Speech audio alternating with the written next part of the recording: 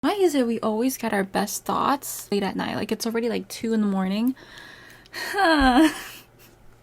Anyways, so I recently was asked this question. This situation was asked for some advice about life. Okay, I guess I'm the go-to person whenever someone has a problem, but a very close person in my life has been going through struggles at work in terms of bullying, in terms of harassment by superiors, and she works remotely.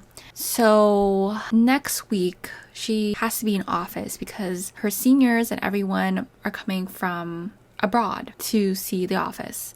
And so she has to basically decide whether to stay home and not face them or go in person, see them face to face, knowing how horrible their actions were, putting her through a lot of pain and heartache.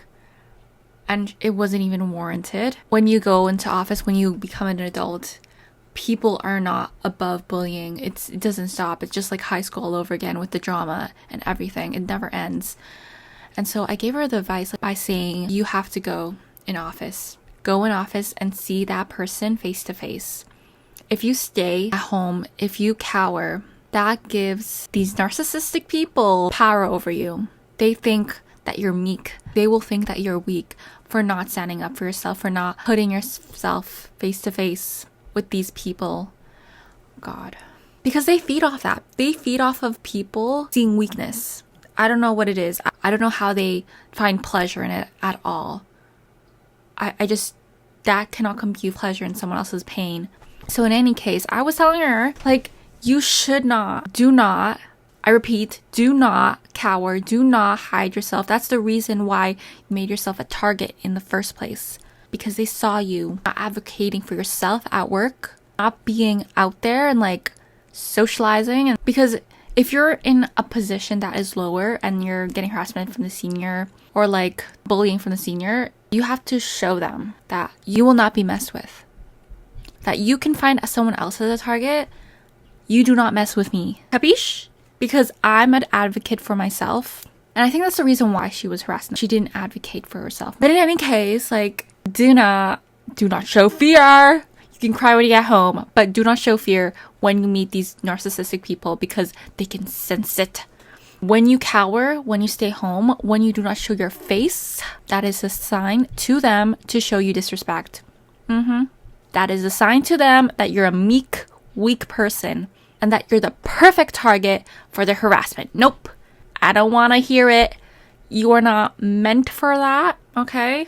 And you have the respect to advocate for yourself and to call them out on it. Do not just laugh at this disrespect. Do not laugh. Look them straight in the face. Like, look at them. Like, look. You do not call me like that. You do not address me that way. You call me by my name.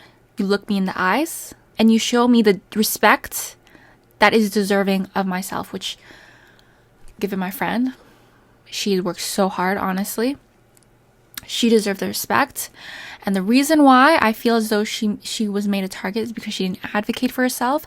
To be honest, she was not a peacock. She just did her work and it was not recognized. A lot of the times, the people that actually are deserving of higher positions are not recognized because they don't advocate for themselves. They're not a peacock. They're not, I wouldn't say fake, but in some case, fake.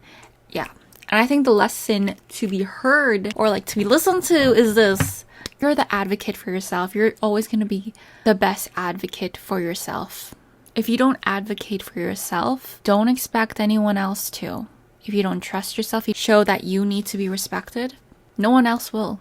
If you cower away, for one thing, if you don't show your face, it feels as though you're sending a message to other people around you that you're not meant for this space, that you are not worth it. You are not worthy of this, that you're scared. Are you scared? Are you scared? No. I got here with my own merit. I got here with my own merit. Okay. I worked so hard. I deserve to be in this space and you will show me the respect that I am deserving of.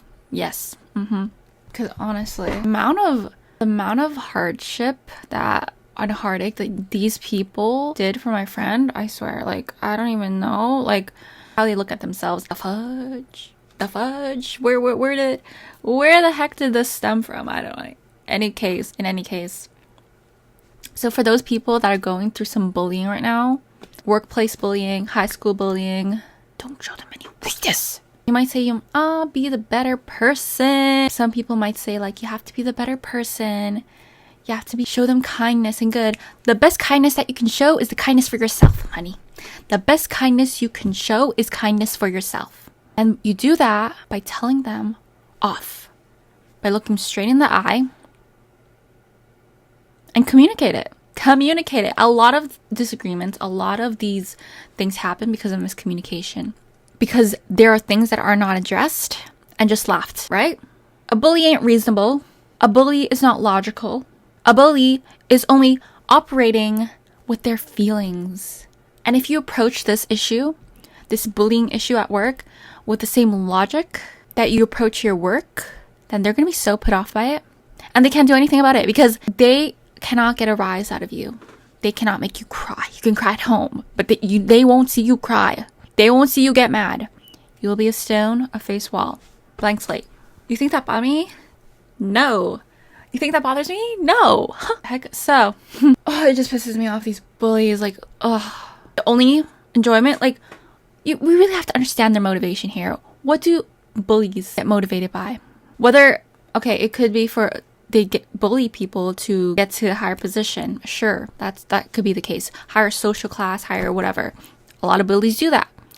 But most of the time, those bullies operate with the idea of making someone feel lower, someone feel like they don't belong, to make someone feel unworthy, right? Why? Why do we have these people? Okay, like, you need to reevaluate your feelings, okay? Like, these bullies, they're so emotional. Oh, the heck. So I managed to convince my friend to go to that work social. And I'm going to be your hype woman. Okay, I'm going to be your hype woman. And I'm going to keep having to tell her to just face it. If you don't address the issue, it'll just fester. The way of solving the issue is not to sweep it under the rug, right? We have to address it. We have to recognize it. And we have to make active steps to solve that threat of an issue. That poison of a person. Okay. But really though, like, this bully is like a disease. Like, if they're not dealt with in an organization, they're just gonna multiply and affect the whole team and affect the whole morale of a team. It's not gonna be just one person that's gonna be the victim. For the sake of not only you and your team, you're gonna have to address this fake person, right? So I'm rooting for you. I'm rooting for my friend too, because we're always gonna have to face these bullies. We're always gonna have to face fake people, and we must not cower. Don't mistake my kindness. Don't mistake your kindness for weakness, okay?